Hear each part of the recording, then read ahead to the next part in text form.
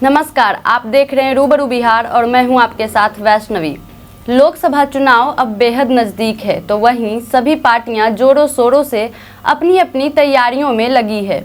अपनी अपनी रणनीति को सभी ही जनता के सामने परोसने में लगे हुए हैं, तो वहीं कुछ धन बल के साथ चुनाव में उतरने की तैयारी में हैं। लेकिन आज से 50 साल पहले ही लोकसभा चुनाव में एक ऐसा वाकया हुआ जिसने यह साफ कर दिया था कि कितना भी धन बल क्यों ना हो, लोकतंत्र के सामने हमेशा कमजोर ही होता है। हम बात कर रहे हैं 1971 के लोकसभा चुनाव की, जब उस समय के बिहार, जिसका हिस्सा झारखंड भी हुआ करता था, के धनबाद लोकसभा सीट से उतरे एक प्रत्याशी ने बाइक देने के चुनावी वादे के साथ चुनावी मैदान में कदम रखा और हेलीकॉप्टर के माध्यम से पर्चे बांटे। ये प्रत्याशी थे धनबाद के एक प्राइवेट कंपनी बर्न स्टैंडर्ड के मालिक प्राण प्रसाद। उन्होंने निर्दलीय रूप से धनबाद लोकसभा सीट से चुनाव लड़ने का फैसला लिया था। उस समय बर्न स्टैंडर्ड कंपनी के अंदर कई कोयले की खदानें काम करती थी।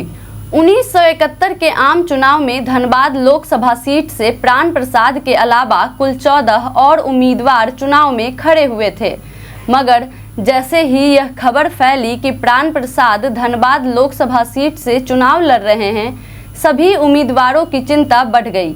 यहाँ तक कि कांग्रेस की टिकट से चुनावी मैदान में उतरे राम नारायण शर्मा के भी पसीने छूट गए, जिसकी वजह थी प्राण प्रसाद का धनबल, जिसे वो चुनाव के प्रचार में और लोगों को लुभाने में कर रहे थे।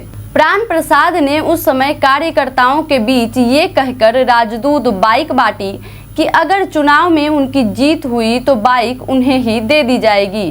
ये प्रलोभन इसलिए दिया गया था ताकि कार्यकर्ता राजदूत बाइक के लोभ में दिन रात प्रचार में जुटे रहे।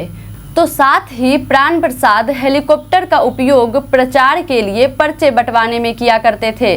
जहां उस समय हेलीकॉप्टर का दर्शन भी लोगों के लिए दुर्लभ था, तो वहीं प्राण प्रसाद ने हेलीकॉप्टर के यूज से लोगों के मन को लुभाने का खूब प्रयास किया।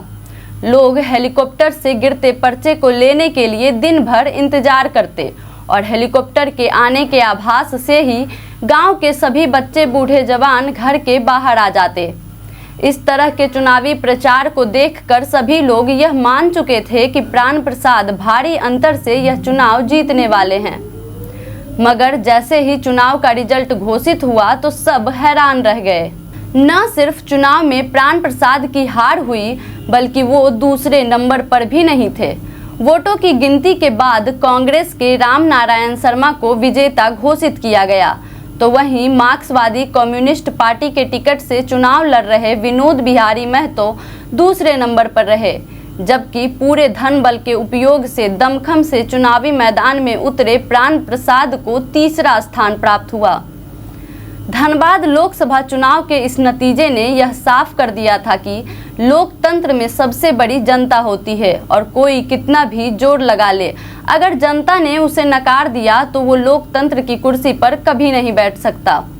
इस चुनावी नतीजे ने प्रजातंत्र में जनता की ताकत को ही नहीं दिखाया, बल्कि यह भी साबित किया कि धन की ताकत से जागरूक जनता को नहीं खरीदा जा सकता। आज के लिए बस इतना ही। देखते रहें रूबरू बिहार।